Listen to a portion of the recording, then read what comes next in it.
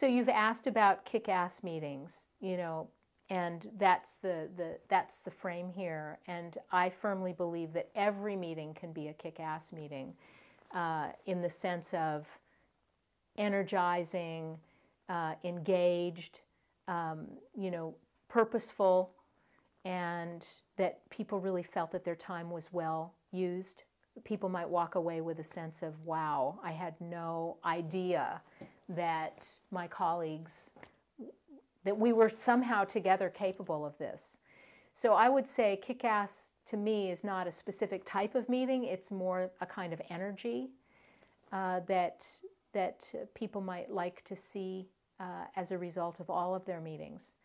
Now, a good meeting is one where the people who are in the room, if they didn't know why they were there before they got into the room, are completely engaged in what's possible out of that meeting very, very quickly, and leave that meeting not just with new information or, that would be great, even if people leave with new information, but more importantly, that people leave with new connections within themselves, between them and others, and with a sense of possibility, if not specific clarity around what could happen next or what is going to happen next as a result of it. I think there's very little attention paid to what the shaping of a meeting, how much a difference that makes. So that doesn't happen even if it just happens in the room, that's a lot.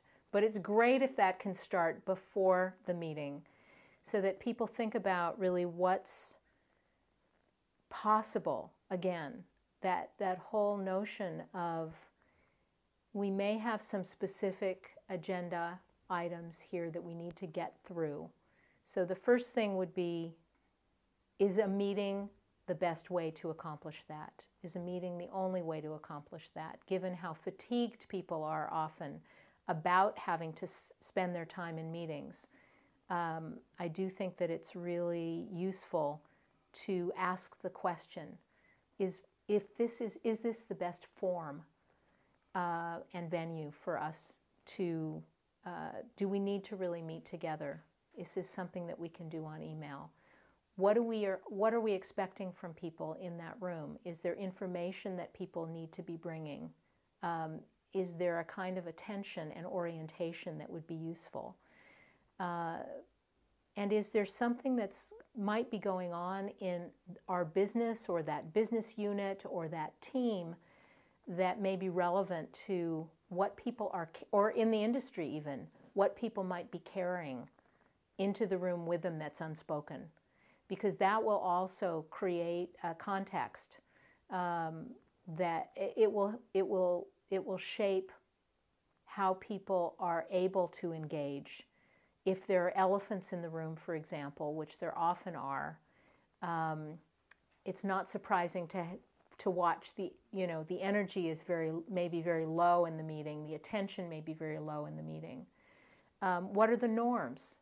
If people make contributions and they're shut down, they're not going to be very prone to be making contributions in the future. If the meeting is designed to, nobody would probably say this, but to support the ego or the agenda of someone else in the room, then that meeting is not been designed to really access and galvanize the collective intelligence. So that's what's really possible in a meeting that isn't possible so much, in my experience, in email or other linear kinds of communications, is that what's possible when you get people in a room together is something that is unpredictable, but there is much more potential than when you're just sharing information.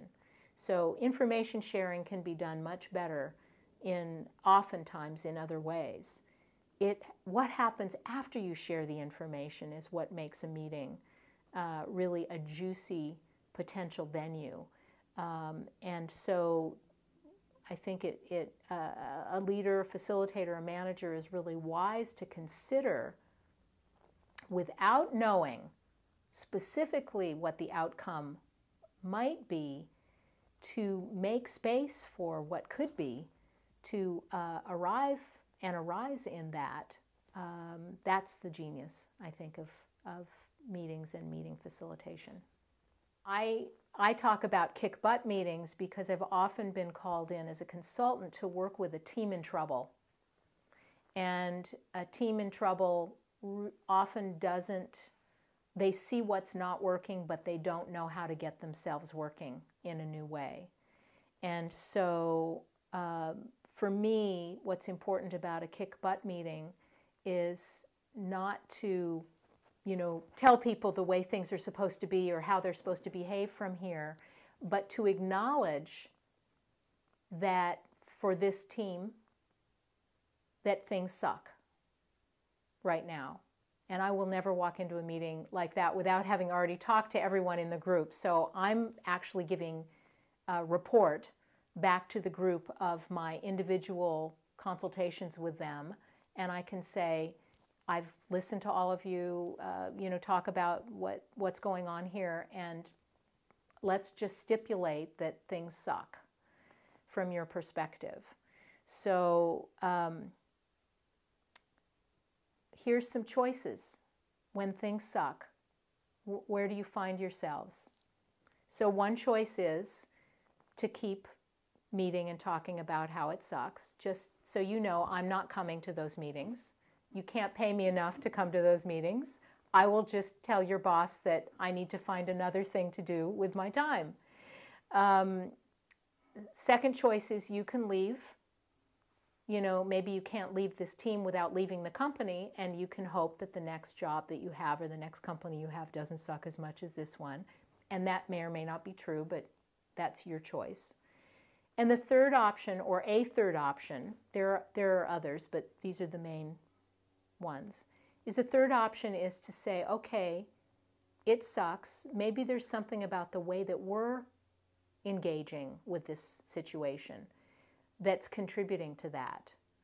Maybe, and instead of spending our time even analyzing that, maybe we can just start designing an experiment for how to do things differently that give us some feedback about some other ways of being in relationship to whatever the sucky issue might be or the sucky problem might be. And I would urge people who are issuing invitations to meetings to consider how to inject life and meaning into the incredible opportunity that it is to bring, there's so much potential, intelligence, goodwill, creative innovation that's resident in that group of people. What happens when they can actually work together in a new way that I rarely see tapped. And it doesn't take very many meetings where someone is feeling checked out or they'd rather be on Facebook or Twitter in a way that has nothing to do with the meeting, for them to just have their body show up but nothing else really there. And that is fundamentally that's the job of the person who's leading the meeting, whether that happens or not.